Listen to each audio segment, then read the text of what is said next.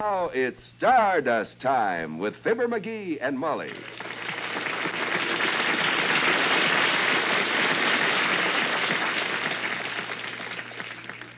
Molly, what would you say if I was to say that you're right on the brink of becoming the wife of a famous accountant? Oh, McGee, you know I'd never leave you for another man, no matter how successful he was. But in this particular case, I'm not talking about another man. I'm talking about me. There's an ad here in the paper telling how men with brains and a sharp pencil can make big dough as tax accountants. I'm sending in the coupon right now for free details on how I can get a home study accounting course for a ridiculous figure.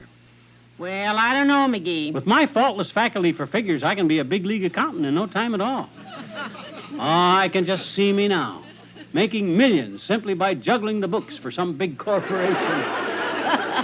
I can see you too, dearie, and it makes a pretty frightening picture. Allow me to introduce myself, sis. I'm CPA McGee, the noted tax expert.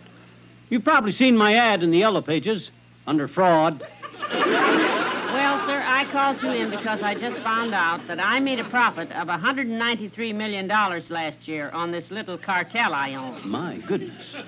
And I'm afraid I'll owe quite a bit in taxes unless it's handled properly. But banish your panic, sis.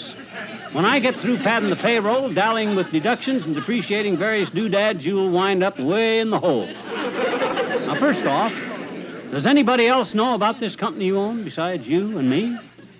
Well, I suppose so. Uh-oh. It has 200,000 employees. That's a shame.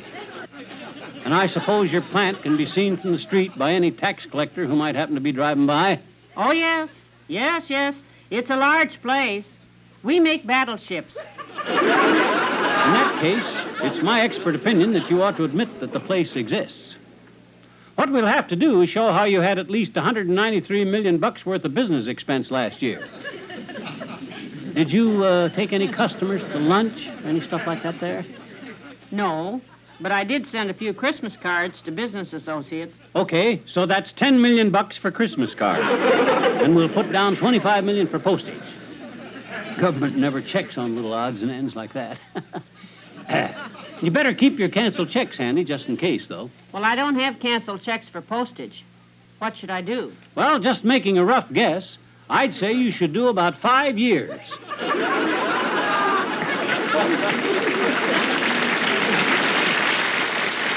Fibber McGee and Molly.